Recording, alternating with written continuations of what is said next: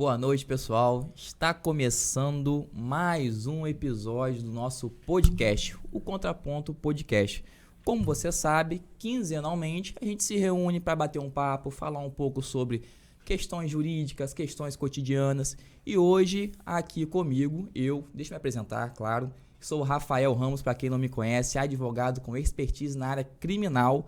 Estou aqui junto no dia de hoje com o Dr. Saulo Luna e o Dr. Glaidemir Rezende. Pessoal, para quem acompanhou o nosso primeiro episódio, nós falamos a respeito da questão de família, como passou a ser o vínculo familiar durante a pandemia, como se encontra atualmente. O foco foi mais na parte matrimonial e hoje nós iremos continuar o nosso tema, porém dando mais enfoque na criança e no idoso, enfim, de maneira geral, nos parentes que estão ali cerceando, né, que convivem em conjunto com aquele casal. Doutor, qual a expectativa de hoje? Se apresente, por favor. Boa noite, Rafael. Boa noite, doutor Glaidemir. Inicialmente, gostaria de deixar registrado o imenso prazer de estar aqui novamente com vocês, nesse nosso projeto, o Contraponto Podcast. Dizer que o nosso primeiro episódio, de fato, foi um sucesso, pelo menos entre a gente, por enquanto. Mas a expectativa é grande, né, com quem a gente vem falando sobre isso. E nós esperamos que esse segundo nosso bate-papo aqui, dando continuidade ao que nós discutimos lá no primeiro encontro, também será de grande utilidade, conseguimos aqui, vamos trazer bastante informação útil para nossos ouvintes. Então vamos dar seguimento falando os efeitos do fim do matrimônio, né? Matrimônio, infelizmente, muitas vezes, como a gente abordou no primeiro podcast, ele sai da cama e vai para o balcão dos tribunais, né? O casal. E ali a vingança se espalha por todos os lados e os seus efeitos afetam todos de uma maneira geral, né? Os filhos, os sogros, as sogras, né? Os enteados, quando tem enteados. De uma maneira geral, existe uma perturbação psicológica, emocional. Isso. Eu me recordo que naquele nosso primeiro encontro, realmente a gente vê que é um tema que traz uma gama de informação e de conhecimento, porque a família hoje ela é o ponto central de qualquer ser humano, né? E por conta do matrimônio, advém dali uma crise conjugal que com certeza acaba se esbarrando em outras pessoas que convivem com aquele casal.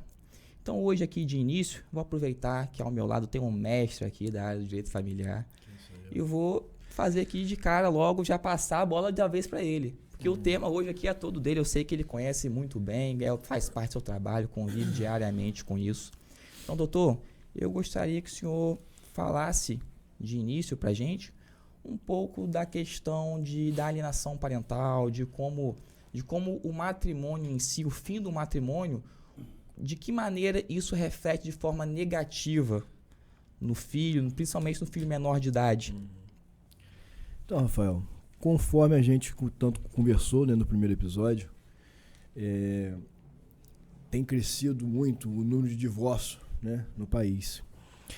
E esse crescimento se dá muito em função de diversos fatores, na verdade, né, que faz com que o casamento chegue ao fim. E um dos fatores que a gente acompanha no dia a dia é exatamente o problema de criação de filho. E a gente sabe que com o fim do relacionamento, o fim de um casamento, né, todos aqueles traumas, né, e aquelas mágoas que trazem do casamento, elas são carregadas e são dispensadas nos filhos, nas crianças.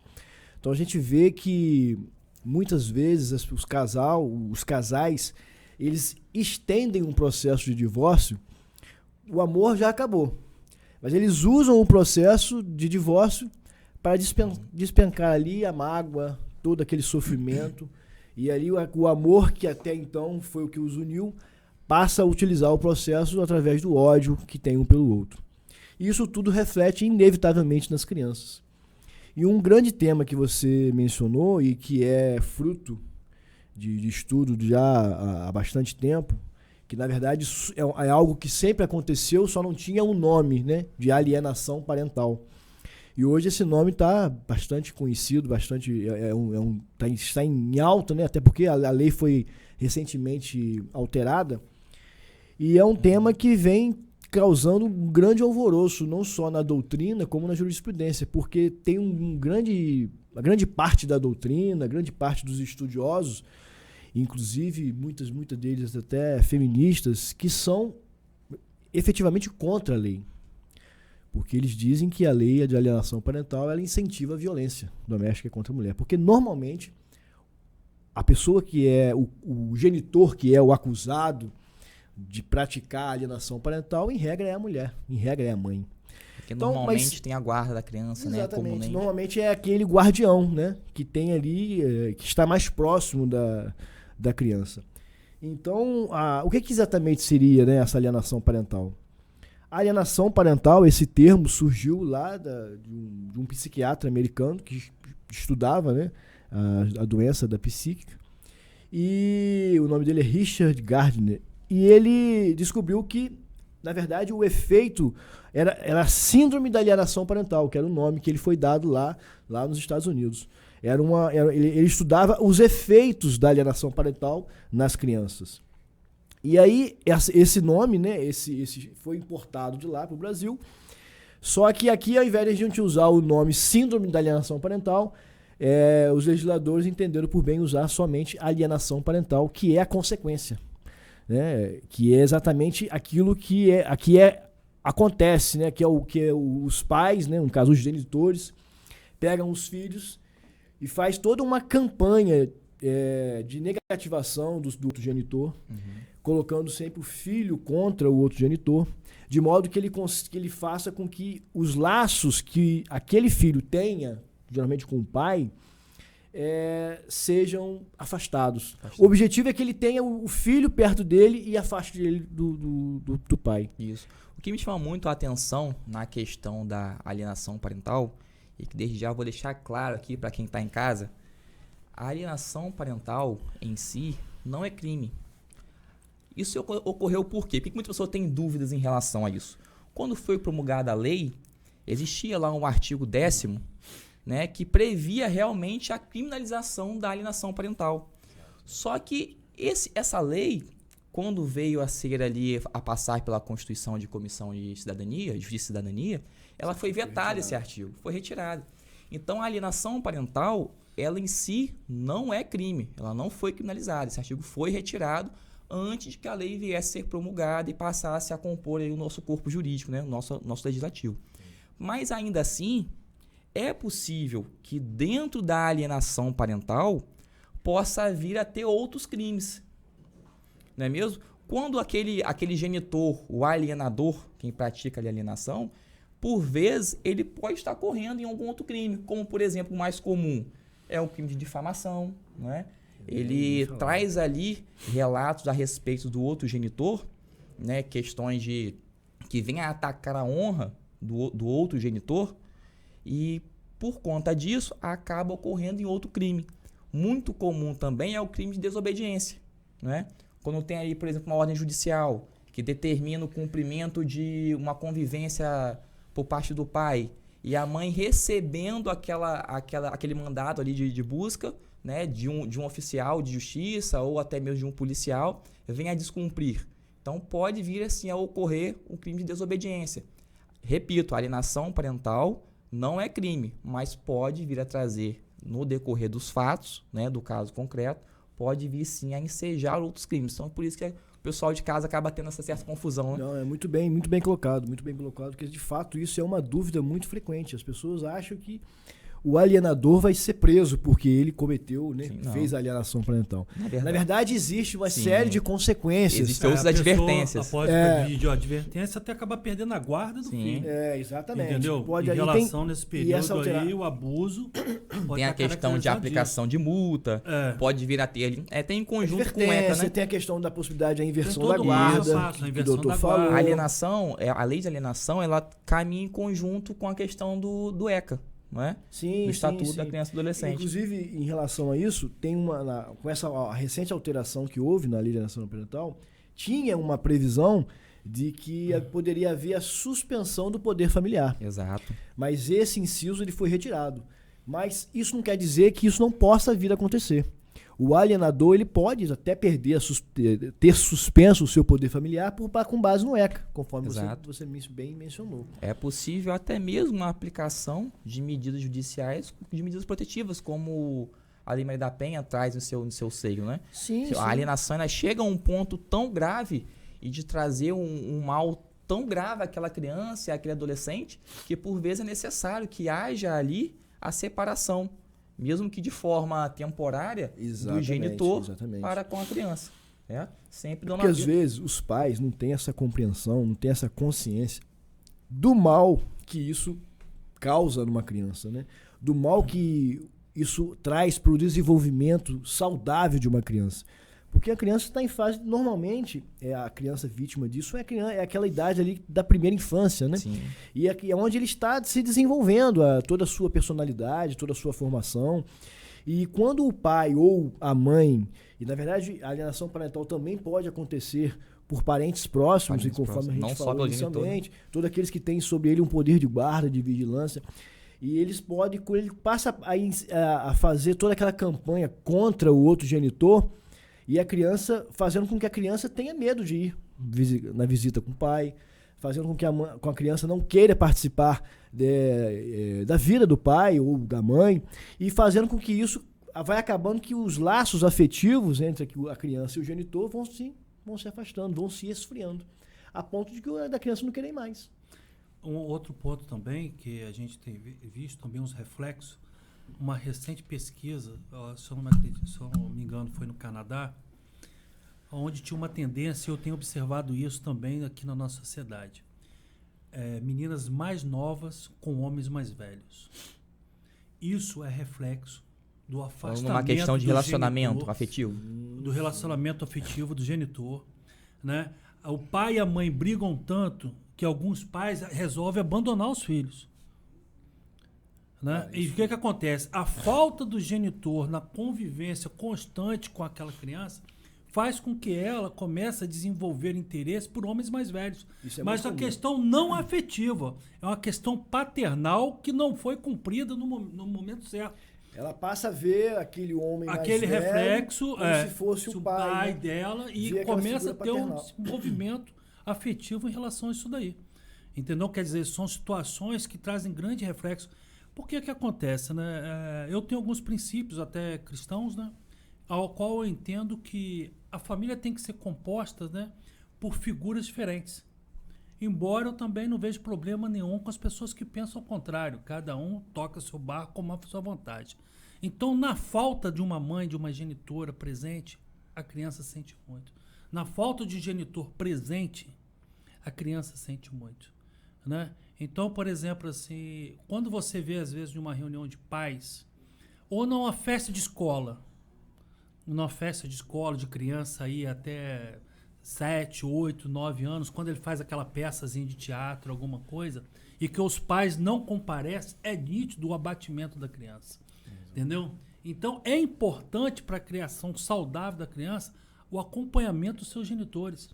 E quando os pais entram nessa guerra, nessa competição, nessa rivalidade, entendeu? O único prejudicado nisso tudo é a criança.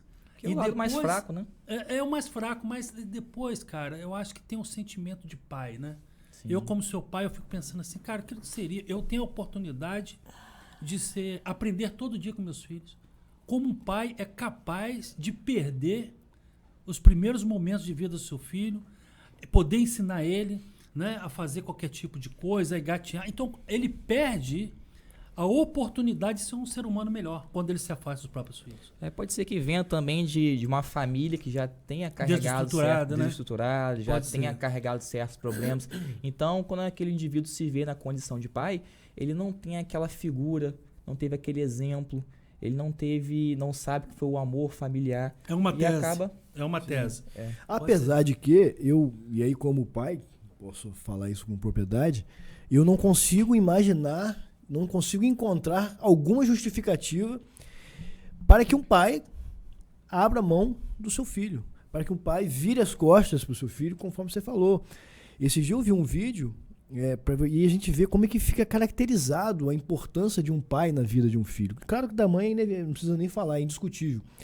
Mas no caso do pai, é um videozinho que a criança estava numa festinha de escola lá, cantando com os pais, todos presentes, e ela procurando a sua referência, né? Tá lá procurando o pai.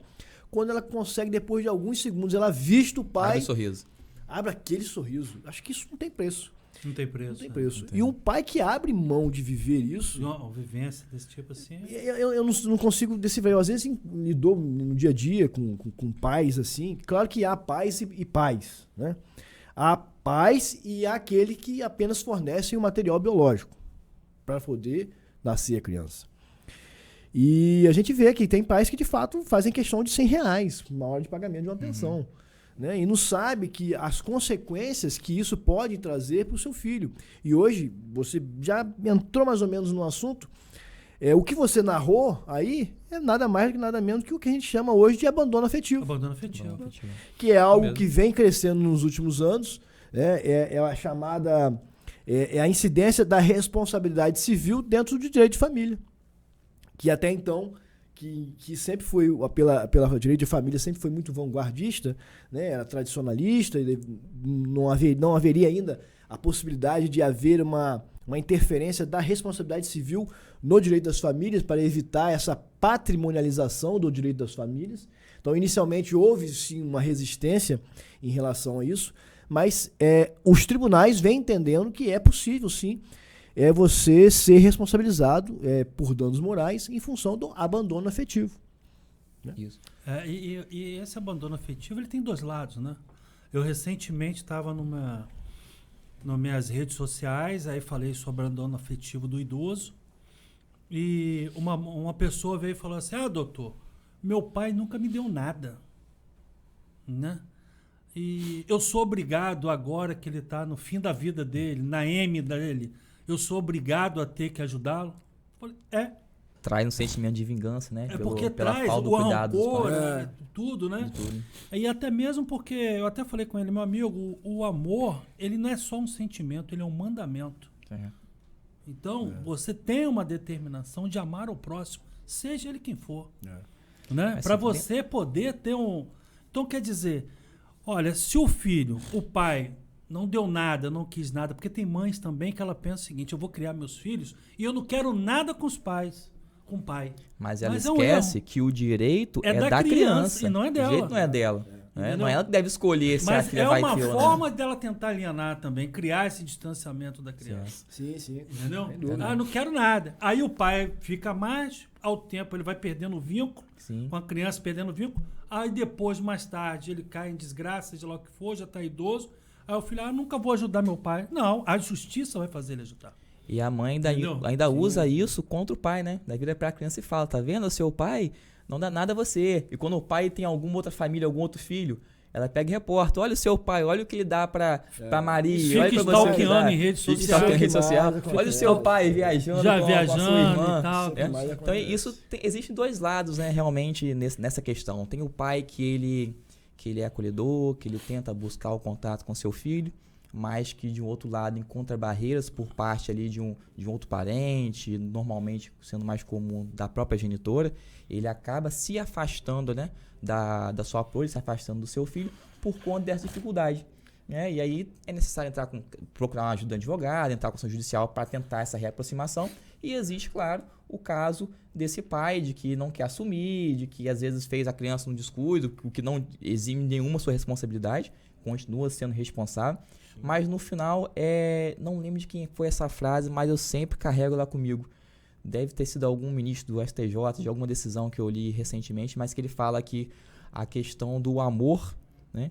O amor, você não consegue obrigar alguém a te amar. Sim. Amar não é obrigação. Não é obrigação, mas o dever de cuidar e responsabilidade, esse é. Então, quando há... Que por vezes, esse abandono afetivo, ele vem carregado também de um abandono material. Né? Aquele pai que não tem a convivência com a criança, com o seu filho, então ele pensa que, então por isso também não preciso pagar pensão alimentícia. Exatamente. Então, pegando esse gancho dessa frase que você falou, o que acontece? Essa questão do abandono afetivo, né? O que exatamente seria, né, esse abandono afetivo? É aquele pai ou aquela mãe, e normalmente é o pai, que vira as costas pro filho. Simplesmente tem lá um regime de convivência estabelecido, que às vezes a mãe entrou com a ação para poder, ele às vezes até paga a pensão de forma que pra ele correta. É só um débito no contra-cheque. Que exatamente, mas não se envolve emocionalmente com o filho. Não tem afeto, não cria laços, não é presente, não cuida. Porque a gente sabe que a Constituição, lá no artigo 226 da Constituição, determina que cabe aos pais o dever de assistência, de educação, de cuidado para com seus filhos. Sim. E em relação aos idosos, cabe aos filhos o dever de assistência para com seus pais, na velhice, na enfermidade. Então, é uma moeda que é uma estrada de vai e volta. Tanto vai ao abandono afetivo quando o filho é a vítima, como também ao abandono afetivo quando o pai é a vítima. E no caso do abandono, essa frase que você falou, que amar não é obrigação, a gente não pode exigir o amor, mas tem que exigir o dever, o cuidado, foi porque inicialmente a construção dessa posição jurisprudencial e doutrinária em relação ao abandono afetivo foi que inicialmente buscou-se exatamente isso, obrigar com que o pai desse amor. E aí, como o amor é algo muito subjetivo, essa primeira decisão lá em 2015, se eu não me engano, entendeu que o ministro da STJ entendeu que naquele caso específico não foi dado o abandono, não foi dado a indenização por danos morais para o abandono afetivo, porque não se pode exigir que um pai ame seu filho. De fato, naquele momento eles entenderam dessa forma. Mas aí, com o caminhar do tempo, continuar insistindo com esse tipo de ação, foi quando o STJ se manifestou de forma não contrária a isso, mas foi uma posição que se complementou. De fato, a gente até concorda com isso, a gente não pode exigir o amor. Mas pela Constituição nós temos que exigir o cuidado. O dever de cuidado o pai não pode abrir mão. Ele é obrigado pela Constituição. Então, com base nisso, houve a indenização com o abandono afetivo, não pelo fato de obrigar o pai a amar, mas porque o pai é obrigado tem o dever de cuidado para com o seu filho. Porque o dever de cuidado ele não vem só da questão financeira, não é mesmo? Sim, e aí independente do pagamento de pensão. Agora, o que eu vejo que é difícil de comprovar nesses casos é saber exatamente como e qual a gravidade desse abandono por parte do genitor, como que isso influenciou no cotidiano daquele menor de idade. Isso é importante falar. Porque a prova, como é algo subjetivo, né? Sim. A prova é sempre delicada, né? Nesses casos. Sempre que envolve questão psicológica exatamente, é sempre delicada. O que a gente orienta? Eu estou com um caso lá, exatamente, a pessoa já veio me procurar, narrando esse fato, que o pai, depois da separação, tem 6 anos, o pai simplesmente só paga a pensão, paga até uma pensão muito boa, mas não quis saber dos filhos. E aí ela vê que os filhos sentem. No dia dos pais, na festinha dos pais, as crianças não querem ir para a escola, porque sabe que o pai não vai estar lá. Sim. E aí eu orientei, chato. Dia dos pais, a criança não quer ir para a escola, isso, sabe que o pai não vai estar a longo prazo, isso certamente vai atrapalhar no desenvolvimento dessa criança. Isso. Certamente, ele vai, lá na frente, ele vai colher frutos errados dessa decisão. E o pai também. Então, assim, a prova disso é o que a gente orienta. Normalmente, as crianças já estão fazendo um tratamento psicológico, já estão fazendo terapia, acompanhamento psicológico, às vezes até psiquiatra. E ali, a partir daquele momento ali, os laudos dos psicólogos os profissionais técnicos, né, dessa área vão saber identificar que os problemas daquelas crianças são fruto da ausência de um pai. Às vezes ele tem lá, a criança começa a desenvolver hiperatividade, ou desempenho ruim na escola. Normalmente é um afastamento, um isolamento social, não consegue se sociabilizar com outras crianças, não consegue brincar. Então tudo isso é reflexo da ausência de um pai. E aí a gente consegue fazer essa prova, já entra com essa prova pré-determinada dentro do processo. Claro que no processo vai ser feito também um estudo psicossocial, vai passar por perícia, onde vai se constatar que de fato aquela questão ali, ela é uma causa que aquela ausência do pai foi a causa que determinou aquele abandono afetivo. E aí, esses dias me perguntaram na rede social, mas e se o filho não se importar com essa situação? Se o filho não se importar com a ausência do pai, o pai está lá ausente durante anos, mas ele não se importa, ele não teve abalo. Aí, nesse caso, eu entendo que não haveria o abandono afetivo, porque o abandono, para que haja o dano moral indenizável, e aí a gente puxa isso lá na responsabilidade civil, é preciso que haja o dano. É preciso que haja o nexo de causalidade e o dano, não é isso? Sim. Então, se há um nexo de causalidade, seria a ausência do pai com o abandono do filho. E o resultado, né, o dano seria o filho sofrer com isso. Como se não há o sofrimento por parte do filho, eu entendo que não haveria, então, nesse caso, abandono afetivo. Vamos lá. Vamos aqui fazer um contraponto aí no que você disse aí. Estamos aqui para isso. Vamos lá. Por exemplo, assim...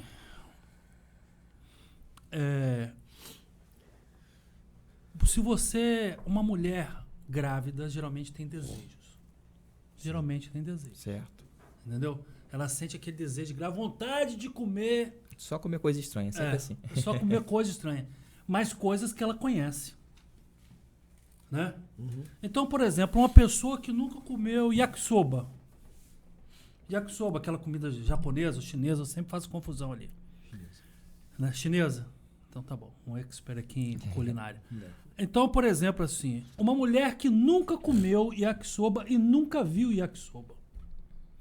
Você acha provável ela sentir desejo daquilo na gestação? Não.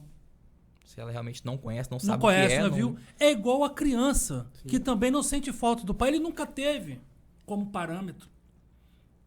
Então, mas a criança não sentiu a falta do pai, mas foi oportunizado a ele. Mas a questão do pai... Não tem essa referência. Para ter essa referência. A questão do pai, ele pode não ter tido convívio, mas ele vê o pai do amigo, ele vê o pai do primo, né? Então, de certa forma, ele tem conhecimento de o que é uma paternidade. Mas não é o pai dele. Entendeu?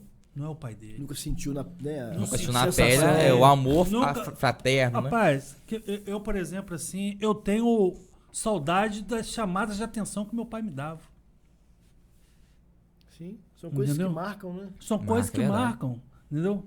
Então, quer dizer, são situações que ele não vivenciou, ele não sabe como é aquilo. Uma coisa é você passar assim e ver uma foto, ver uma vida de outra pessoa, entendeu? Ter aquela inveja, né? De, poxa, eu queria ter aquilo ali pra mim. Agora, a pessoa vivenciar a dor é muito maior. Sim. Né? Não, sim. O cara que estava ali com o pai ali, pô, perdeu, deixou de ter contato. Ele não foi oportunizado a ele, entendeu? A convivência para ele saber, eu tô sentindo falta, eu não tô o quê. Essa geração hoje, ela é muito... A gente pode dizer que nós estamos atravessando uma geração que ela é muito... Como eu posso dizer? Me fugiu a palavra agora. Ela pensa muito nela. Muito egoísta? Ela é muito egoísta. Ela é muito egoísta. E ela, ao mesmo tempo, é uma geração muito mimada, né? É uma geração digital, né? É uma geração assim que... Né? Então, quer dizer, a mãe, o pai, perguntam, meu filho, você quer comer o quê? Entendeu? Na minha época... engraçado que, só fugindo um pouco, mas esse dia eu li uma pesquisa, estava dizendo que, pela primeira vez na história, essa geração dessas crianças, desses filhos... não são mais inteligentes que anteriores. Eu também vi essa pela pesquisa. primeira vez. Pela primeira vez. Apesar de terem mais acesso à informação.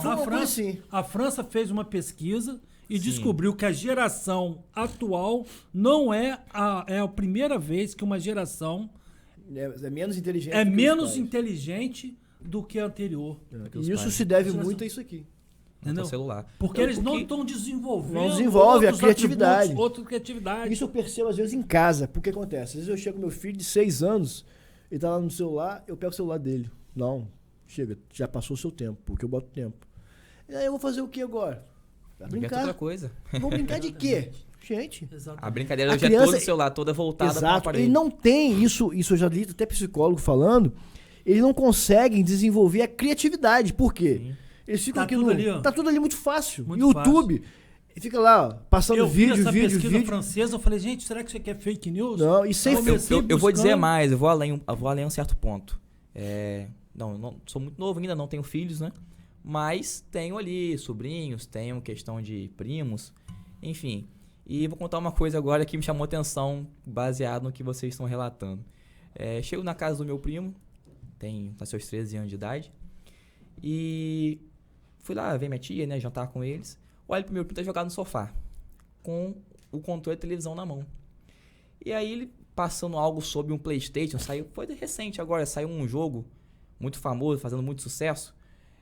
Mas eu percebi uma coisa. Quando eu olhei a TV, eu pensei que ele estivesse jogando aquele jogo. Né? Do PlayStation. Eu sempre gostei de PlayStation, sempre joguei. Eu achei que ele estivesse jogando. Mas quando eu fui me juntar a ele, até para brincar com ele, né, para pedir para jogar também, na verdade ele estava assistindo.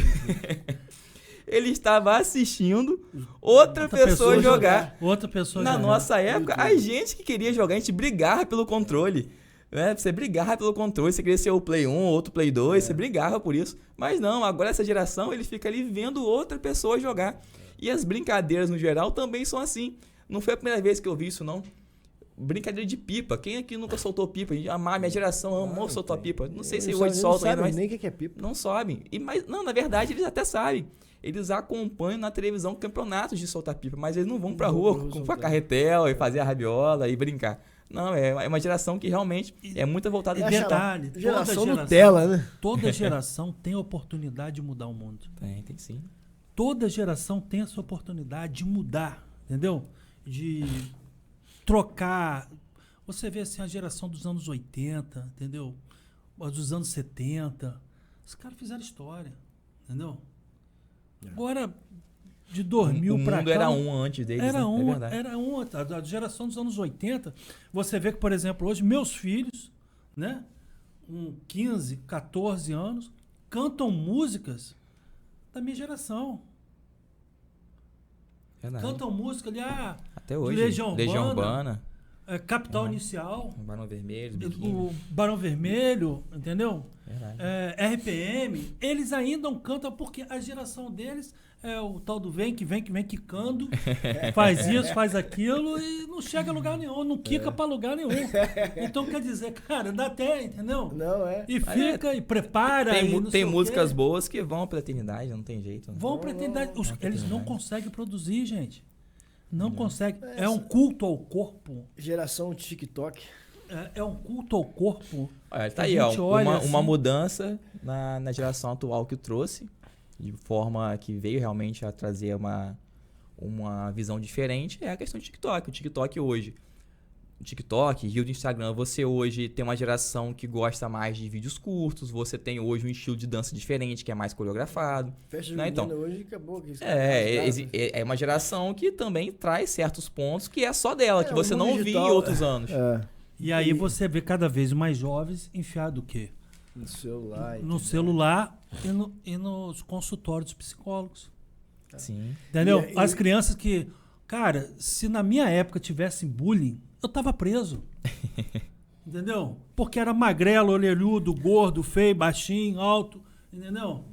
Então, o pessoal... Meu filho chega... Papai, fez bullying comigo. Mas fez o que com você? Me chamou de orelhudo, mas você não tem orelha grande, né? O termo, na verdade, não tinha nem se falava nesse termo. Nem se né? Não tinha. falava. Era alto, era chamado de cotonete. Entendeu? E os caras hoje...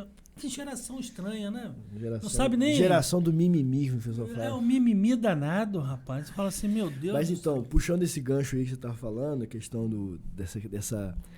dessa geração que fica com a cara enfiada no telefone, celular e digital, aí puxando o gancho que a gente estava falando, a questão do abandono afetivo, há o que a gente chama hoje do abandono digital, que são os pais que abandonam, e aí usando esse termo abandono, eles deixam os filhos lá, tá chorando muito, pega o celular, toma. Entrega o celular e não Pra sabe. manter a criança ocupada. E não sabe, mantém a criança ocupada e não sabe o que a criança está olhando aqui no mundo digital. Não sabe o que eles estão tendo acesso, a que tipo de site, a que tipo de conversa, com que tipo de pessoas. E aí traz uma questão. E eu me recordo, quando eu era criança, minha mãe não deixava. Eu penso você, será que sua mãe deixaria você ficar na rua, sentado na calçada, conversando com qualquer pessoa, com qualquer estranho? De maneira Certamente não.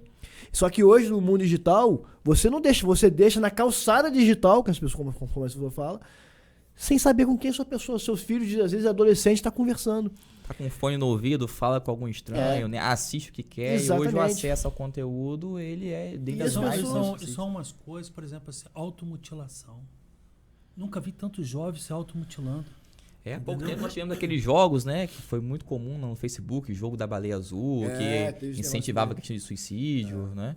Então, Então, quer dizer, como é que se deixa se levar? Esse tipo de cara? situação, é o abandono digital. A criança que fica lá jogada no celular, na internet, por Deus, os pais viverem sua vida. Eu peguei um ônibus, acho que eu fui, não sei se eu fui pro Rio, eu voltei do Rio. Atrás de mim tinha um garoto numa cadeirinha, a mãe no outro. E o garoto devia ter mais ou menos 1 ano de idade. Com a tela de iPad assim do lado dele, com a música do Pão de Queijo. Você já ouviu falar? Já vi essa não, parada. quem nunca Cara, escutou essa Tem música? essa música na cabeça. Cara, quando eu saí do ônibus, eu já não aguentava. Era pão de de queijo, pão. Eu falei assim, cara, eu já não aguento muito. O que vai ser dessa criança, meu irmão? A cabeça eu já não tava... Não. Se falasse pão de queijo, eu saía de pé. Entendeu? Quer dizer, a criança viajou do Rio a Campos ouvindo a mesma Pão de queijo. coisa, a mesma música, A criança e sorrindo. fica bitolada, Fica né? bitolada naquilo dali toda a vida. Eu falei assim, caramba, isso é uma forma, você vê assim, já estamos totalmente na contramão. Mas tudo isso que a gente está falando, né, aparentemente, a gente está fugindo do tempo. Não. Isso tudo tem total correlação com o assunto que nós começamos, porque muitas vezes a fuga de uma criança para um celular é porque às vezes os pais já têm uma estrutura familiar que não das melhores. Às vezes são pais separados. Às vezes o pai ausente. A fuga da criança é pegar o telefone Mas sim, aí e tem entrar uma na perda de internet. vínculo. Sim, Tem a sem perda dúvida. de vínculo. Aí o que acontece? A culpa é isso. Eu tô dizendo que a culpa é dos pais. Acaba Cara, sendo ó, educada mais Eu pelo cheguei, celular. com esses anos de experiência, eu cheguei a uma conclusão. Você conhece o casal na hora da separação. Você conhece os irmãos no momento do inventário. Sim, E você conhece os filhos na velhice. Exatamente. Certo. Pode ter certeza disso. Entendeu? Por isso que vem crescendo os casamentos aí da questão do abandono por parte material. Cara, e você... Após a velhice, né? Quando o pai precisa recolher ali O da ajuda do filho. o abandono afetivo inverso. Inverso. O abandono afetivo verso. Poxa, você vê, por exemplo, assim, cara, já tirou um dia para ir no abrigo de idosos? Você sai de lá, bicho, com o coração angustiado. Entendeu? E a minha vontade que eu tenho é botar uns dois na cadeira de roda e levar para minha casa para cuidar. Aí eu fico pensando assim, cara, as pessoas não conseguem desenvolver sentimento humano. Humano. Entendeu? Sem saber que aquele dali é o caminho que nós vamos chegar. Nós vamos chegar naquilo dali. Sem dúvida. Entendeu? E o filho que a gente deixou de olhar para os olhos dele para ficar olhando para a tela do celular, perdeu o vínculo afetivo sobre nós. Ele pode até ficar rico, ele pode até ter dinheiro, no máximo ele vai fazer, sabe o quê? Vai pagar Um asilo, um asilo uma bom para você particular. ficar. Entendeu? Vai pagar lá uma enfermeira para ficar com você o tempo todo. Entendeu? E para levar e botar o seu no sol lá e tirar de manhã. Você não interage. Quando você viaja para alguns outros países aí, os idosos são a referência. Porque é aquela velha frase, né? Ou você aprende com a experiência dos mais antigos, ou você aprende apanhando a vida. A música, ela é muito interessante para te dar uma posição sobre isso. Quantas vezes você, às vezes, não ouve uma música e depois pensa assim, engraçado, isso está passando comigo ou já passou comigo. Né? Isso demonstra o quê? Que a vida, ela se repete. E quando você tem a aproximação de estar com a pessoa mais velha com você, mais madura que você, e que ela pode te antecipar as próximas jogadas da vida, é muito mais fácil você caminhar. Não, É muito mais fácil você poder sair com menos erro, porque errar faz parte. Quem nunca errou é porque nunca tentou nada. sim. Né? É o Então, quer conhecimento dizer, passar de pai para filho. Né? é muito importante, as pessoas não sentam, não param para olhar, entendeu? Quantas perguntas eu gostaria de ter feito ao meu pai, né? Isso é uma, como a gente estava falando, é uma determinação constitucional. O mesmo artigo que fala que Exatamente. os pais têm a obrigação de prestar o sustento Sim. aos filhos, os filhos têm a obrigação de prestar assistência aos pais, na velhice, na enfermidade.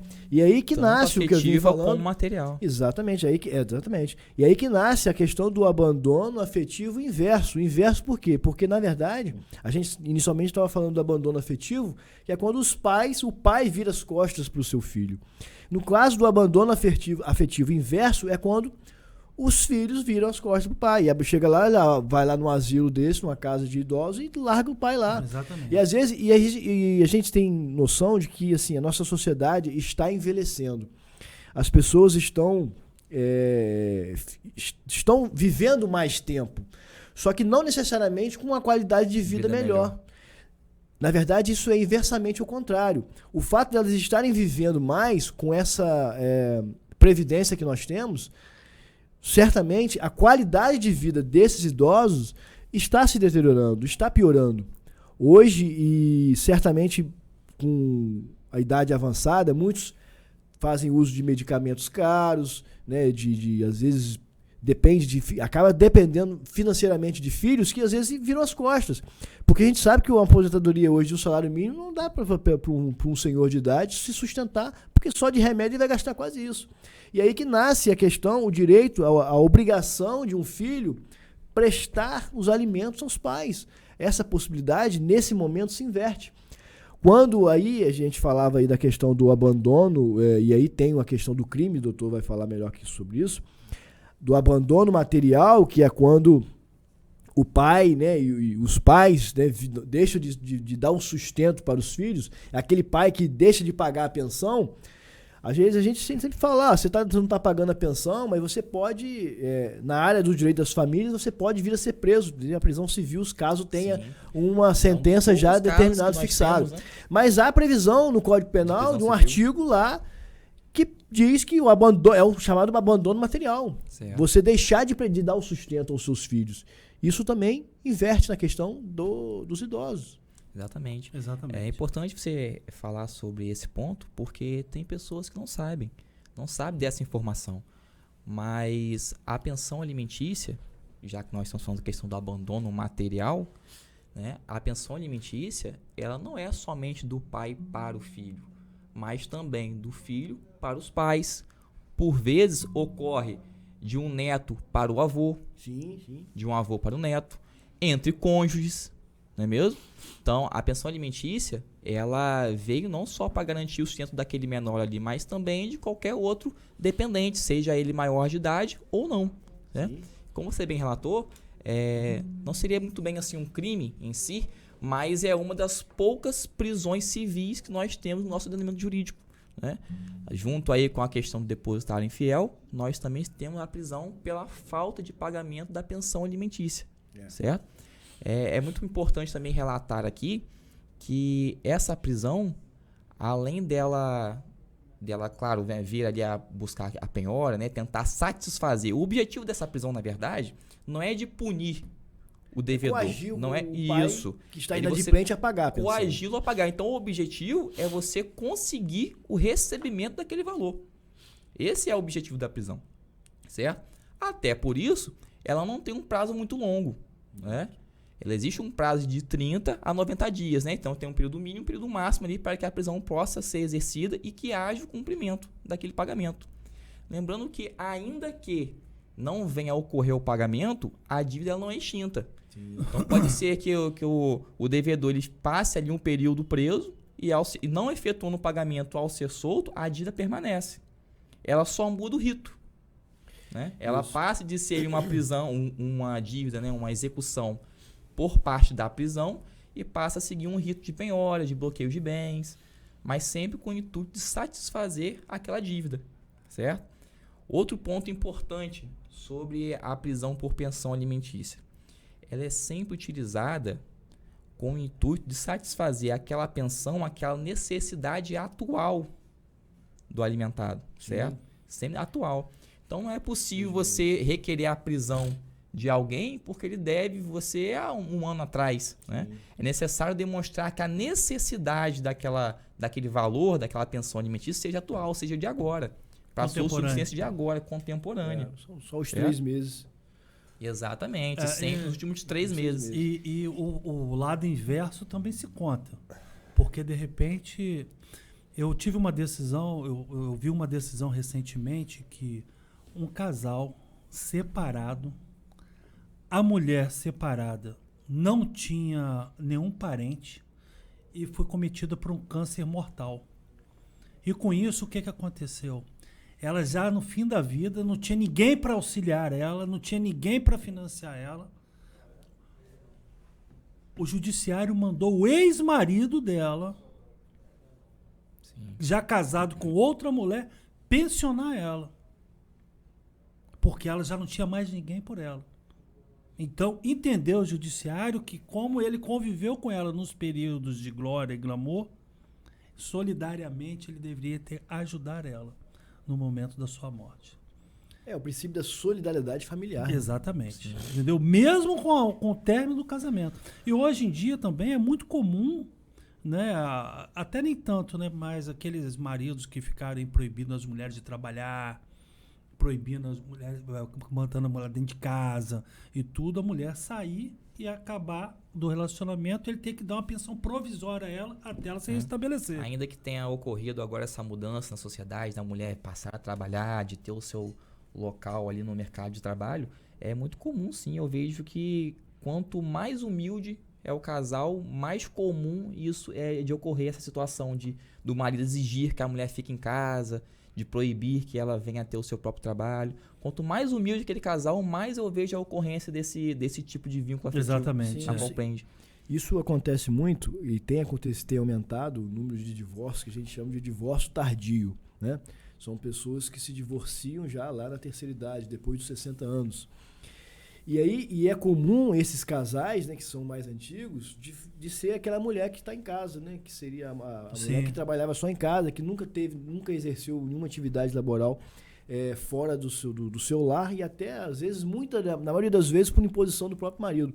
E aí se vê lá com 60 anos, sem nenhuma formação, sem nenhuma experiência profissional, separada, divorciada. O que ela faria? Aí, nesses casos, o judiciário tem entendido uma possibilidade de arbitrar uma pensão alimentícia e normalmente, nesse caso específico, ela pode ser que seja definitiva, mas em regra, quando há o divórcio de pessoas mais novas, ainda que ela não tenha uma experiência profissional, o judiciário estabelece lá uma pensão que a gente chama de transitória, né? Durante um determinado tempo, até que a pessoa possa se restabelecer, possa fazer conseguir a sua inserção no mercado de trabalho, para conseguir prover o seu próprio sustento. E aí, até essa pensão, e aí diferente às vezes de uma pensão que é paga à criança, em que quando ela completa lá 18 anos, ou depois que ela termina os estudos, para poder fazer a exoneração, o pai tem que entrar com a ação de exoneração de alimentos para conseguir se ver livre daquela pensão. Nesse caso específico, no caso de pensão transitória, há um período determinado, né, em que há um termo ACOR, um termo que vai acabar tal dia, tal data, aquela pensão vai se encerrar, aí não haveria, nesse caso, a necessidade daquele ex-marido entrar com uma ação de exoneração. Certo. E só voltando àquele assunto que você falou em relação ao crime de abandono, uma coisa que eu tenho visto, que apesar de existir um crime já há bastante tempo no Código Penal, abandono material, mas é um crime que tem pouca utilidade. Porque a gente vê que a prisão civil, como você falou, ela acaba surtindo muito mais efeito do que o crime de abandono material, até pela pena. Porque eu estava olhando, o crime de abandono material, ele é punido com detenção. Sim. Então, se o cara for condenado, ele vai pegar um regime de aberto e semiaberto. Aberto e semiaberto. É a diferença de detenção para reclusão. Exatamente. Né? Ao passo que na prisão civil, apesar de ser lá 3 meses, e pode ser até 90 dias, né, ele vai ser reclusão, ele vai ficar recluso. Então, acaba que esse crime do abandono material tendo pouco uso. Pouco utilidade. E aí, lembrando lá da época que eu estudava direito penal, que eu gostava, acaba, além de ter pouca utilidade, em função da maior relevância da prisão civil, o fato é que o direito penal ele tem que ser sempre aquele último soldado, né? Eu lembro o professor falava, não, o direito penal só vai atuar quando os demais ramos do direito não conseguirem resolver o problema. Então, se de fato há a possibilidade da prisão civil ser suficiente para solucionar aquele problema, que é o objetivo de pagar a pensão, para que você vai usar o direito penal? Para que você vai usar desse crime? A ideia é, como você disse, né? A ideia do direito penal é que enquanto você pode solucionar aquele conflito por algum outro ramo do direito que não seja o penal, exatamente, mantém naquele ramo. Afasta essa questão do direito penal. Tem até princípios que falam sobre isso, né? Tem princípio de significância, existem diversos princípios que relatam sobre isso. Né? O próprio Código Penal ele traz essa situação. Mas o que nos deixa aqui de mais importante a relatar sobre esse assunto, como o Dr. Saulo agora nos relatou, é que realmente a prisão civil ela vem surtindo um grande efeito. Né? Eu não vou ter agora números aqui para poder trazer para o pessoal de casa, mas a quantidade de processo em relação ao prisão civil que vem a ter um êxito no pagamento, ela é gigantesca, é muito maior. Sim. E aí uma dúvida muito boa, é importante falar disso, que às vezes quem está nos ouvindo, nos assistindo, não sabe. A pessoa fala, como é que eu posso entrar com a execução de uma pensão? O pai não está pagando a pensão e eu quero fazer com que ele pague. Como é que eu vou fazer para poder ser preso? Você vai ter que procurar um advogado. Né? Certo. Se houver uma pensão... Em primeiro lugar, procure advogado. De preferência um advogado especialista. Procure um advogado e ele vai te orientar. Se houver já uma pensão fixada judicialmente, você pode entrar por duas opções. Você vai poder entrar com essa execução através do rito que a gente chama de expropriação. Você vai cobrar lá os meses que está em atraso, lá os anos, lá para trás. Sim. E pelo rito da prisão, você vai cobrar os últimos 3 meses que está inadimplente e mais os meses que vencerem no decorrer do processo. Ele vai poder ficar preso a 90 dias. Se ele passou os 90 dias, ele vai ser solto, mas e a dívida permanece. Se ele não pagar, a dívida permanece. Ele só não vai mais poder ser preso por aquela mesma dívida. Né, instrutor? É isso aí. Bem, como a gente já está finalizando aqui o nosso tempo, né? As coisas passam rápidas. O tempo passou muito rápido. Hoje voou, hein? Diante de tanta coisa que a gente está vendo aí, eu gostaria apenas de fazer um apontamento. Certo. A família em si, ela não nasce pronta, mas ela é o melhor laboratório para construir um ser humano de qualidade, um ser humano melhor. É ali que a gente aprende a ter respeito, é ali que a gente aprende a ter amor, é ali que a gente aprende a ter solidariedade. Esses são os princípios essenciais para a formação de qualquer ser humano. Devemos procurar preservar a família. Esse ainda é o nosso melhor caminho para um mundo melhor. Sem dúvida. E finalizando também, para poder fechar, como a gente hoje falou muito de criança, né, de pai que abandona e do mundo que nós estamos vivendo, tem uma frase muito interessante que é do Cortella, e ele fala que o mundo que nós queremos deixar para os nossos filhos, o mundo que nós queremos deixar para os nossos filhos depende muito dos filhos que nós vamos deixar para o mundo. Então, acho que essa reflexão é importante para todos os pais que estejam aí nos assistindo, para saber que filho que você quer deixar para o mundo. Não adianta você cobrar do mundo que espera que seu filho vai encontrar se você não preparar o seu filho para o mundo. Verdade. Então, o que a gente vê, na verdade, é que as gerações, se fala muito de geração X, geração Y, né? Mas as gerações, elas caminham com base no exemplo que elas recebem, né? Então, se a gente vê hoje uma geração mais digital, claro, tecnologia, vem inovando, mas falta também a geração anterior, os pais, né, os genitores, trazer um pouco da sua experiência de vida para os seus novos filhos, né? Se você vê um filho ficar muito no seu celular, por que você, como um pai, não busca esse filho e mostra para ele uma visão diferente? Não é mesmo? Claro. Então, é o que a gente estava conversando aqui hoje, né? As gerações, elas são reflexo do que ela vê, né? Do que ela vive e do que ela vê. Então, ela pega o que engloba o seu ambiente naquele momento e aplica aquilo ali nas suas experiências de vida. E eu vejo que as experiências de vida, principalmente quanto mais novo é aquele ser humano, as suas experiências são todas voltadas às experiências que os pais passam, né? São os pais que dão o primeiro alimento, são os pais que impõem regras de horário, são os pais que controlam a programação da TV. Então, o que a gente vê isso, que a gente precisa pensar também, já que nós queremos deixar os filhos, né, para o futuro, preparar nossos filhos para uma nova sociedade, é que parte disso é de nossa responsabilidade. Sim. Tá certo? Bem, É isso aí, pessoal. por aqui, Vamos pessoal. encerrar? Chega por Boa hoje? noite para Acho que hoje tá todos. bom, né? O papo foi bom, foi agradável. Nós vamos estar trazendo coisas novas aí para vocês, com outros convidados que vão estar vindo aqui, participando aqui da discussão. Na próxima nós vamos trazer uma mulher. Uma mulher pra enfeitar. Aqui, Não aguento Não, mais uma- já pra esses dois. uma Vou trocar pessoa isso daqui. extremamente empoderada para poder estar falando sobre feminismo, né? E tudo que se envolve nesse momento. As mudanças que ocorreram estão ocorrendo cada vez mais com empoderamento feminino. É isso aí. Tá Até bom? a próxima, pessoal. Até a próxima, pessoal. Pessoal, então fiquem ligados. Até a próxima. Eu vou pedir para que a produção possa colocar aqui a nossa tarde com o nosso canal do YouTube, pra vocês seguirem, nos acompanhar na rede social, tá bom? Fiquem atentos então às novidades que vão vir por aí. Grande abraço. Valeu, um abraço.